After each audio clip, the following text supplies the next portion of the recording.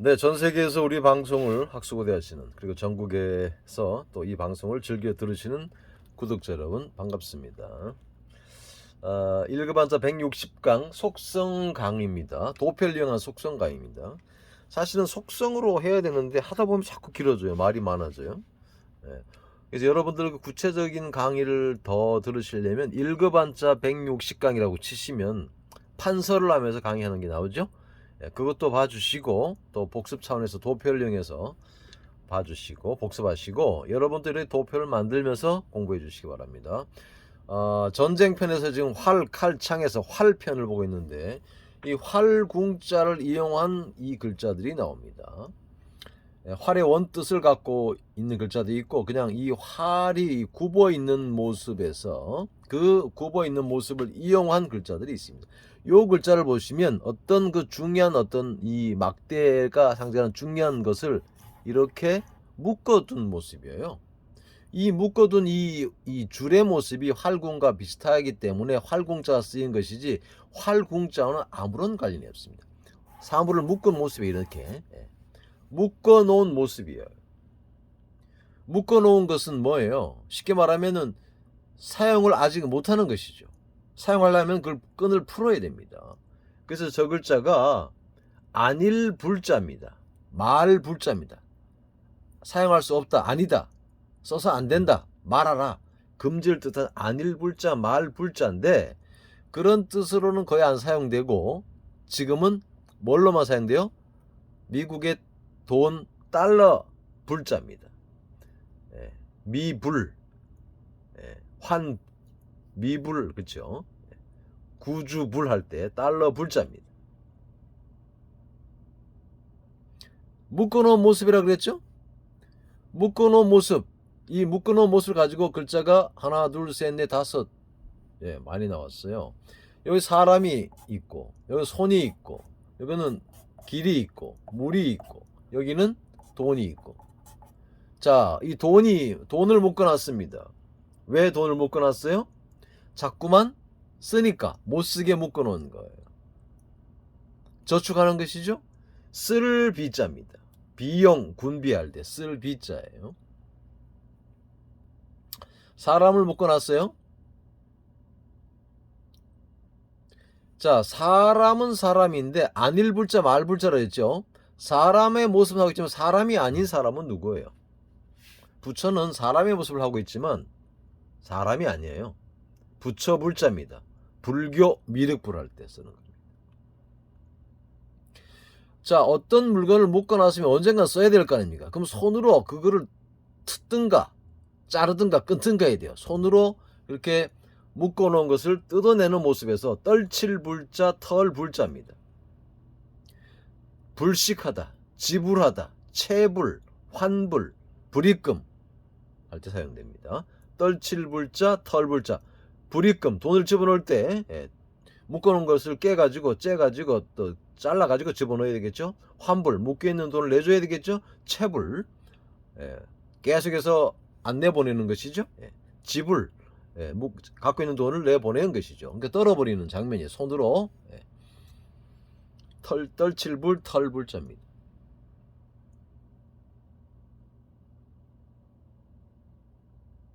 이거는 길갈 척자잖아요. 가서는 안 될 길, 가지 말아야 할 길, 속이기 위해서 만들어 놓은 진짜처럼 생긴 길, 비슷한 길. 그래서 방불케하다 할 때 씁니다. 거의 비슷하다. 비슷할 불자입니다. 사람이 가서는 안 되는 길, 가지 말아야 될 길인데 속이기 위해서 어떤 길을 만들어 놨어요. 속이려면 어떻게 해야 돼요? 비슷하게 만들어야 되죠. 예전 어릴 때 저희 시골에서 이 포장 안 된 길들이 많았잖아요. 대부분 다 그랬었죠. 그러면은 구덩이를 파고 거기에다가 오모를 집어넣은 다음에 그 위에 풀을 덮어가지고 살짝 흙을 뿌려놓습니다. 그러다 사람들이 가다가 거기 확 빠지고 그러죠. 거의 원래 길과 진배 없어요. 방불케합니다. 실제 길과. 그렇게 어릴 때 놀았습니다. 방불하다 할 때 비슷할 불자입니다. 자, 이거는 물이잖아요. 물이 들어갔어요. 물을 끓이면 더 이상 쓸 수 있습니까? 못 쓰죠. 날아가니까. 수증기가 돼서 날아가기 때문에 더 이상 물이 아니돼요. 그래서 끓는 물, 끓을 비자, 들끓을 비자입니다. 비등 비자 할 때 끓을 비자, 들끓을 비자입니다.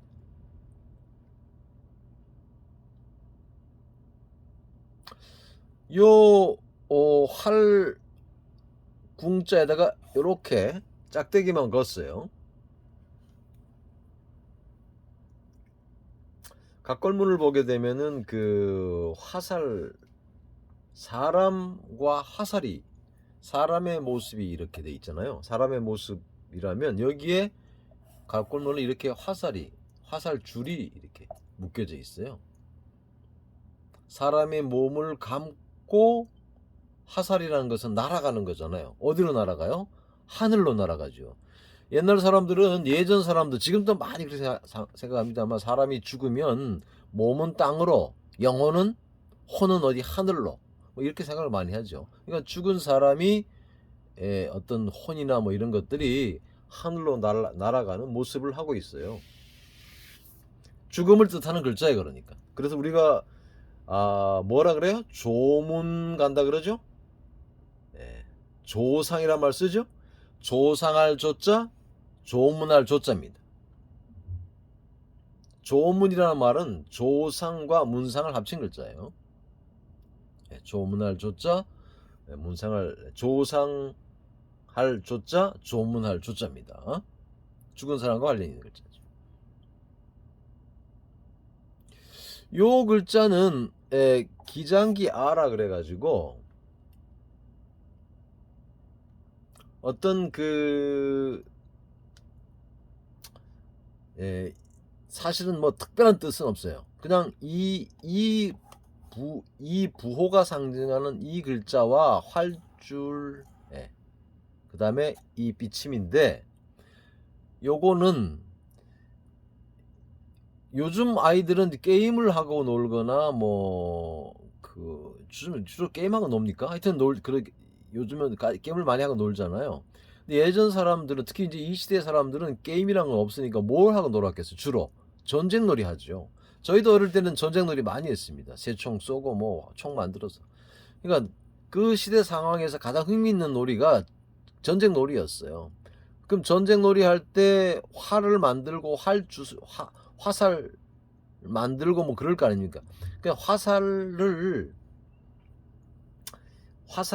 화살이 이제 이렇게 대량으로 만들 수 없으니까 화살에 줄을 달아가지고 쏘고는 또 당겨서 또 쏘고 그러겠죠. 그러니까 화살줄을 빙빙빙빙 돌리며 노는 아이들의 모습이에요. 어른들이 이렇게 놀진 않겠죠.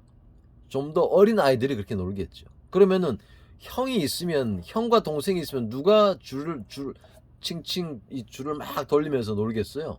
그렇습니다. 아우입니다. 그래서 아우제자입니다. 차례차례 이렇게 활줄을 몸에 감고 막 돌리면서 노는 모습에서 이 대죽자가 나오죠. 대죽자는, 대나무는 이렇게 마디마디 이렇게 올라가잖아요. 마디마디 올라가죠. 그러니까 차례차례 이렇게 마디마디 올라가는 이 대죽자에서 뭐가 생긴 거예요? 차례 제자가 생깁니다. 급제하다, 제1 낙제하다, 차례 제자가 생긴 거예요.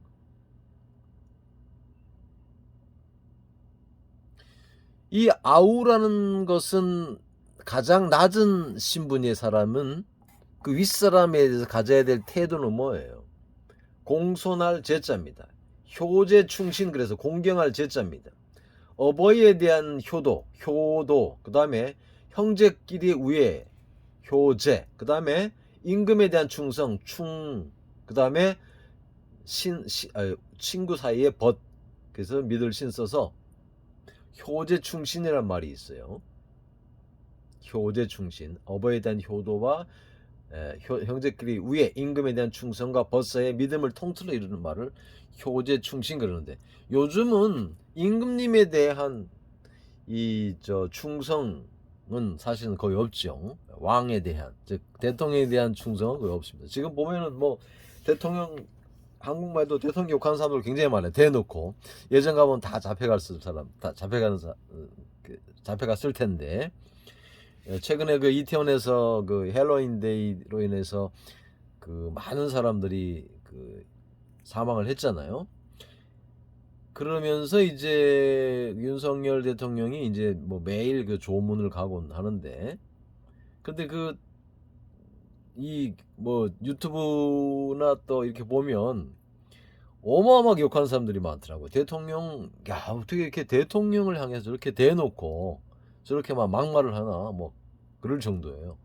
한국 사회가 이게 좋아졌다고 봐야 되는 것인지, 한편으로는 이 언론의 자유라든가 표현의 자유가 있어서 좋긴 한데, 너무 어떤 권위에 대한 그 존경, 권위주의는 나쁩니다만 권위에 대한 그 존경은 있어야 될 것 같은데, 아무튼 그래서 효제 충신하던 이런 말들이 있었습니다만 지금 어울리지 않은 말이죠. 공천할 제자, 공경할 제자입니다. 차례차례 올라가는 이 대나무에서 차례제가 생겼으면 차례차례로 올라가는 나무는 뭐예요? 여러분들 사다리 모습 보시면 이 사다리가 어때요? 차례차례 대나무처럼 이렇게 돼 있죠. 나무 차례차례 묶어놓은 이 간격으로 묶어놓은 이 나무가 뭐예요? 사다리 제자입니다. 자주 사용되는 단어가 아니기 때문에 제자라는 말은 있는데 우리가 사실 거의 몰라요. 저도 몰라요. 사전에 나와 있어서 아는 것 뿐이지. 사다리 제자입니다.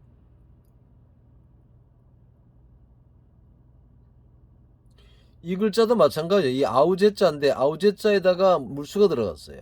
아우가 신분 낮은 사람이 형에 대해서, 높은 사람에 대해서 가져야 될 태도고, 아우가 구박받을 때 흘리는 눈물이에요.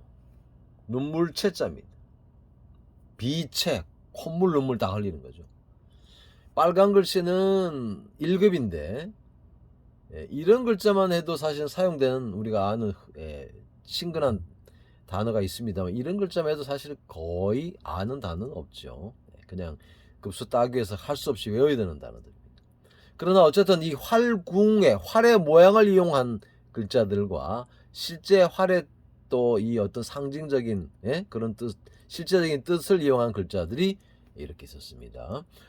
여러분들 전쟁 무기 활, 칼창, 활을 이용한 글자들을 살펴보셨습니다. 이렇게 조자 원리를 이용해서 글자를 익히시면, 글자를 익히면서 창의력, 응용력, 추리력, 상상력이 보너스로 장착이 되겠죠. 획득할 수 있겠죠. 자녀들, 회사의 직원들 창의력 키우기 위해서 딴 것 할 필요 없어요. 한자 공부를 하면 됩니다. 수고하셨습니다.